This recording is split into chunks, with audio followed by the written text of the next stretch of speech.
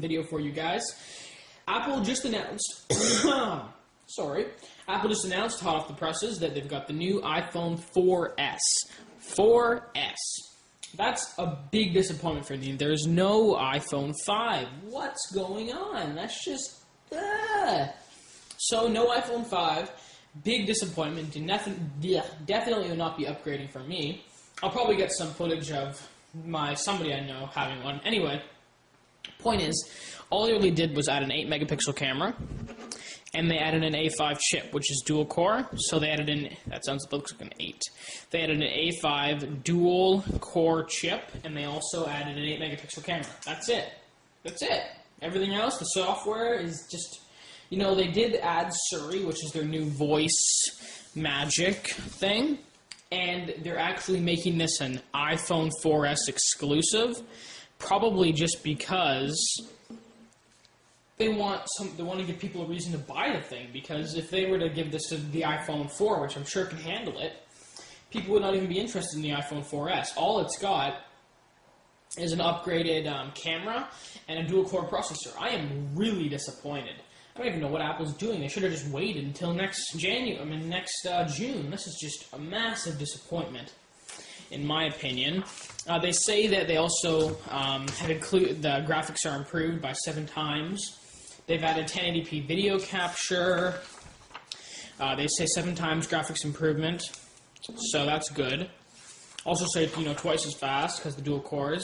The Siri thing does look very cool. I can say that. Like if you watch the Siri video, which I'll probably have on Titanium.net, and you can go to Titanium.net in the description. The Siri video was very cool, but still, no iPhone 5. They say it's loading web pages faster.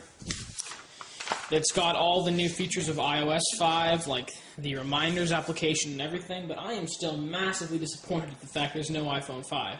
This is just an iPhone 4S, plus they've added the dual-core CPU, A5, and they've added an 8-megapixel camera.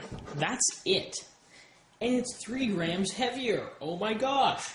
All they've added is these 2 features. That's it. They've added, the ability to, have both the CDM and GSM version in the same one, so you can, do world roaming. But, real new features that, nothing. This is just pathetic on Apple's part. I am incredibly disappointed at them. I don't know what they're doing. This is just stupid. Anyway, there's not much to talk about. I thought I was going to have lots to talk about today with this video, but nothing to talk about. If you got an iPhone 4, there's no reason you should upgrade to this thing. I personally am waiting for Samsung and Google's Nexus event next week. They're probably going to announce the Nexus Prime. There was a photo leaked of the Nexus Prime today, and that is going to be where I am at. I think I'm going to be a Nexus Prime owner happy because Apple decided to just shun all their users away and try to rip them off for a whole nother however long with this hardly upgraded device. I'm really mad about this. This is just unimpressive. It's not a really, it's not even evolutionary. It's barely evolutionary. 2 features, and they're only, a better camera and slightly faster CPU. That's really not impressive. If they were going to do this, they at least could have made it bigger. They at least could have knocked this screen up and made an edge-to-edge screen. That would have been a little bit more impressive. Maybe if they made it a tad thinner.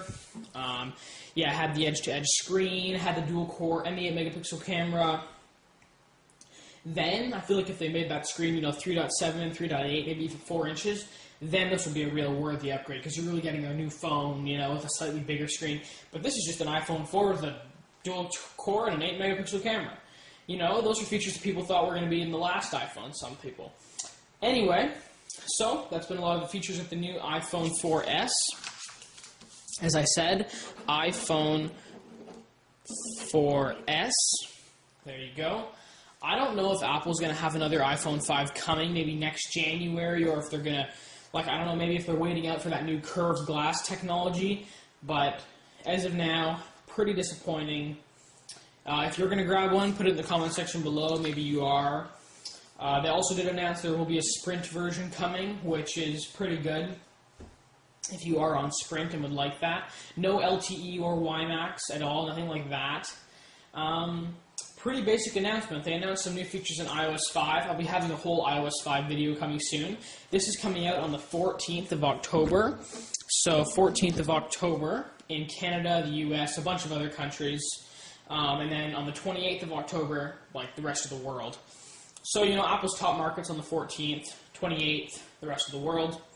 Definitely not much here. iOS 5 is also coming out on the 14th, and iCloud.